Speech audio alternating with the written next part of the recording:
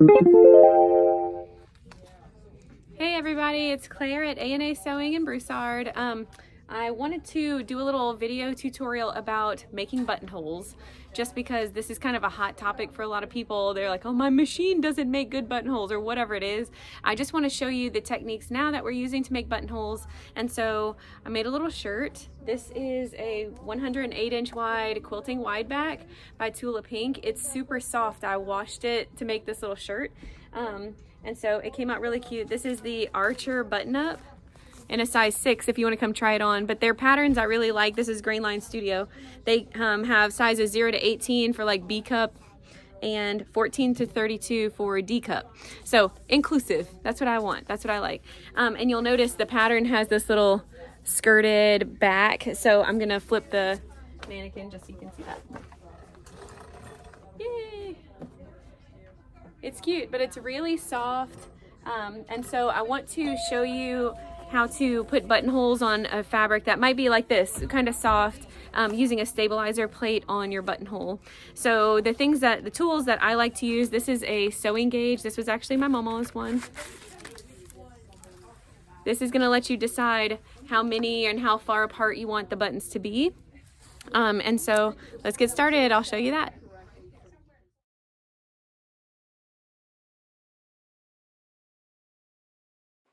Here is my buttonhole gauge up close. It's called an expandable sewing gauge, and you'll see there's little markings at the top with some measurements. It's got a little notch for where you're going to put a dot, and about 1/2 inch away we get our first marking, so I'll be using that to line up. Whenever you're spacing out your buttonholes, it's your shirt. I think you should be able to pick, and so I'm using 6 buttons for this shirt, and you need to pay attention to how your machine makes buttonholes. So my machine starts at the bottom of the buttonhole, and so my markings will only be pertaining to where I begin, the bottom of the buttonhole. So my buttonholes will actually be created toward the collar of the shirt from where I mark.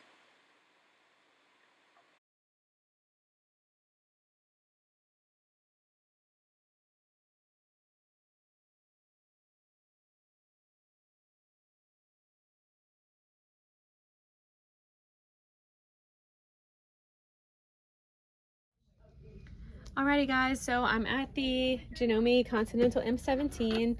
I selected a buttonhole. This is the screen that pops up whenever you're sewing. There's a whole menu of buttonholes. I'm gonna stick with the most basic one because I think that's kind of secondary on a shirt like this. This is the buttonhole foot, and so you'll notice there's a stabilizer plate on it. You can make buttonholes without this, but on this particular shirt, because it's kind of thinner, I didn't stiffen it with interfacing because I like the drape of it. I will be making the buttonholes using the stabilizer plate, and what you'll notice is the plate kind of opens up like a little mouth here and lets you slide your fabric in, and when you lower the foot, it pinches the fabric that you're about to make the buttonhole, kind of like an embroidery hoop. It pinches it in here, holds it straight so that you can make a buttonhole. So I'm going to go ahead and attach this to the machine. Let me see, I might need to change my camera angle so y'all can see better. And I will show you guys how to get set up to make buttonholes on this little shirt. Okay, so this is the buttonhole foot. This, you'll notice, is very similar for a bunch of different models. So if your foot kind of looks like this will probably pertain to you. And so I will, like I said, I'll be using the stabilizer plate. It just slides in. So if you have something like this in your box, just slide it into your buttonhole foot, just this way. This top piece will slide. So this is something that's kind of a challenge for people to open for the first time.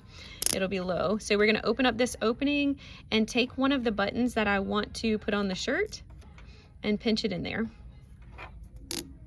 Okay, so make it secure so that the button can't fall out.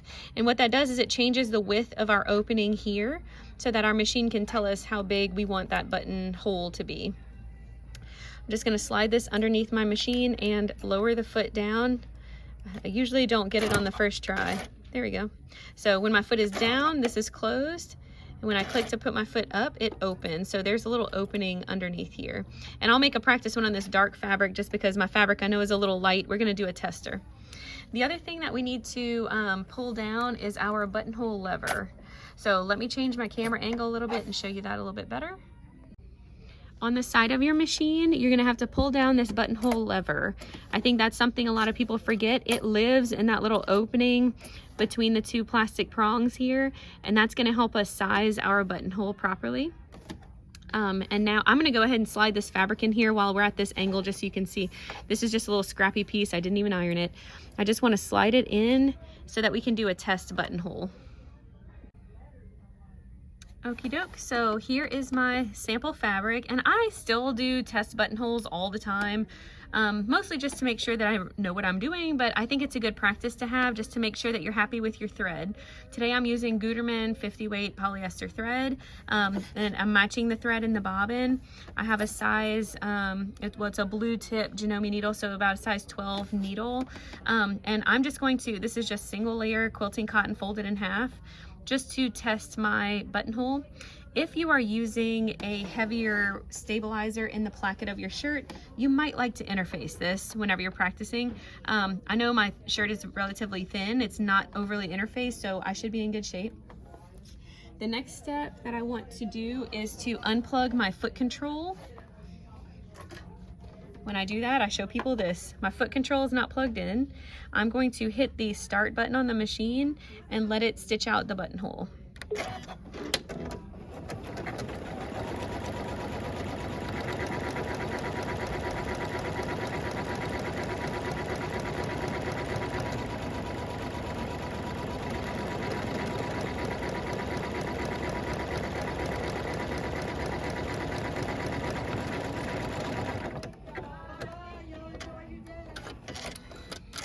Alright, and my machine has that auto cut feature is turned on, which is fine. So this is my buttonhole. Again, because my shirt fabric is so thin, I'm fine with the way this stitched out. I really don't want too much coverage because I don't want too much weight on my buttonhole. I need to kind of clean it up a little bit, clean up these little hairs, but I think I'm happy with the way this buttonhole looks. I think it's gonna perform. If I was using a heavier, usually when I make shirts for my husband, I use a heavier fabric or a quilting weight fabric with a heavier stabilizer in that placket.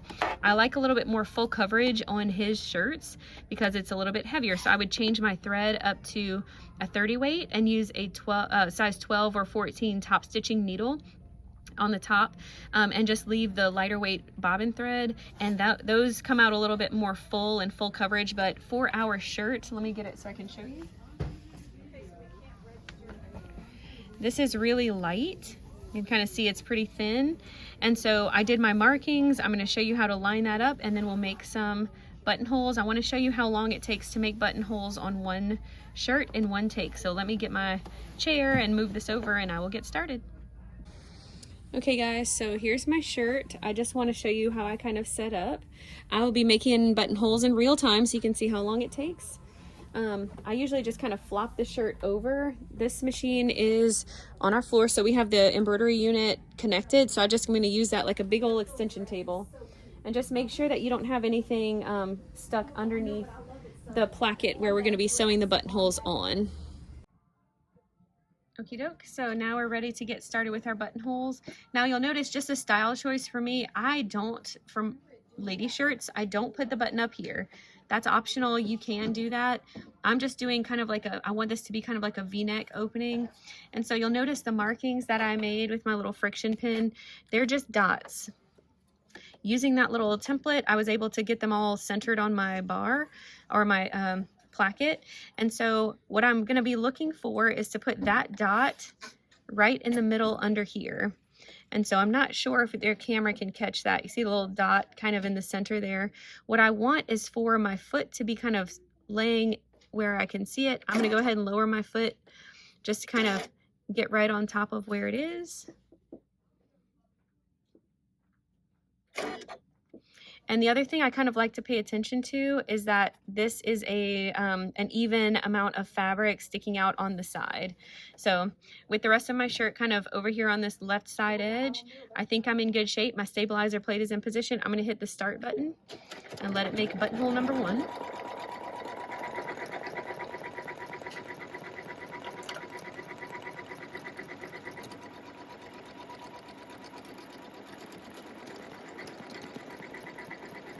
My shirt got stuck.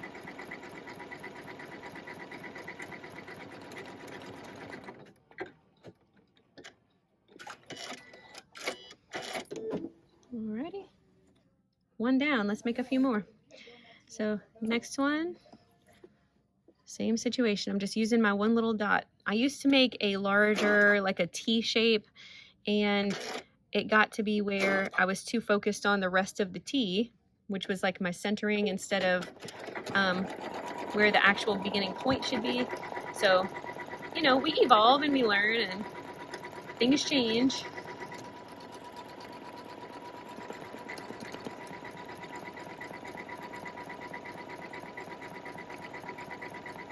I think anybody who says they still make buttonholes like they used to back in the day, they forgot that they were supposed to be learning all the time.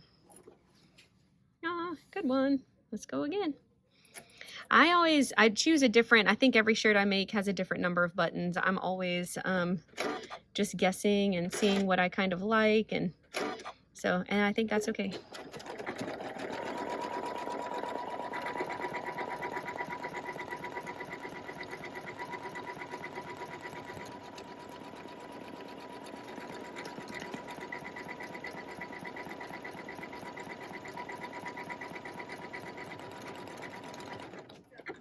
I'll see you.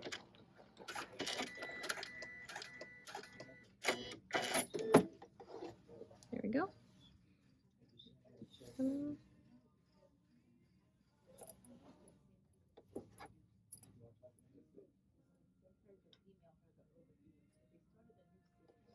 Oh, sorry, I bonked my camera.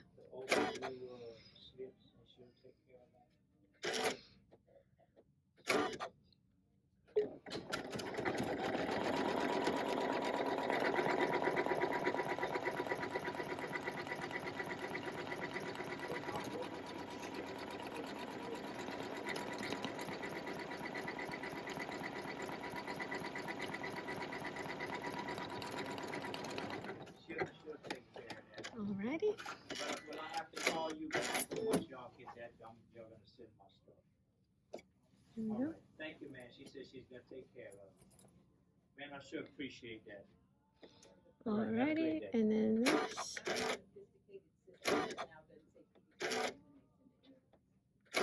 There we go.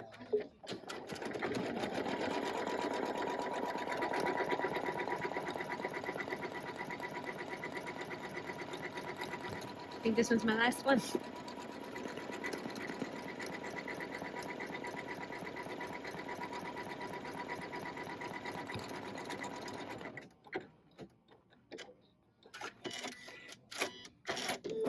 Alrighty. Well, gotta look at them all as part of it. It's so nice when they're pretty, relatively fast. I can tell you, I think people shy away from doing buttonholes. It's the last thing. They're worried about messing something up. And you just have to understand how your machine works. Trust that it's going to do its job. And it will. Now, there are a lot of other buttonholes built into this machine. The rounded top and rounded bottom. But I don't know. I just like the classic one. I think the buttonholes on this shirt are just going to blend in. I'm using these hot pink buttons. Alrighty, all good. So I think maybe as a bonus, we're gonna sew the buttons on by machine. What do you think?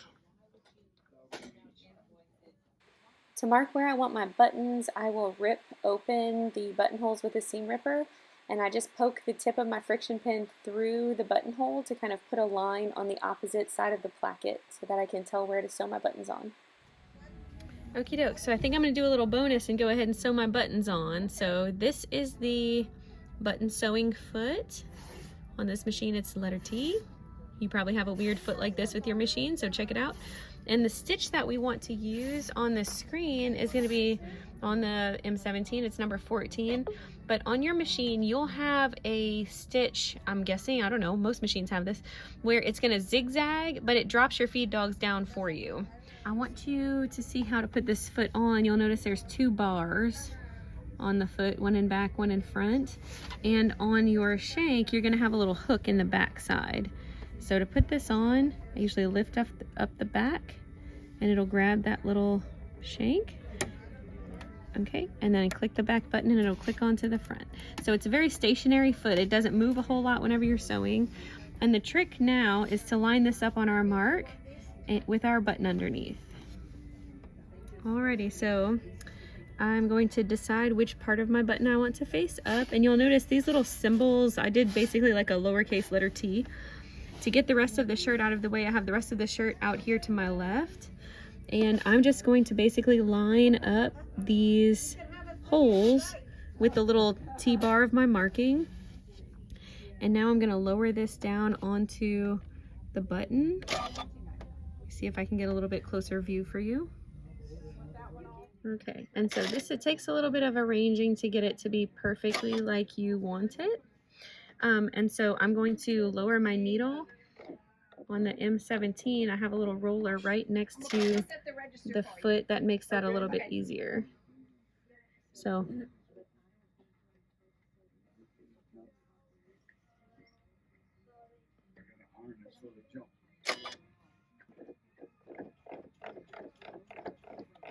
video and do okay, once I know it clears both sides, I can hit the start button.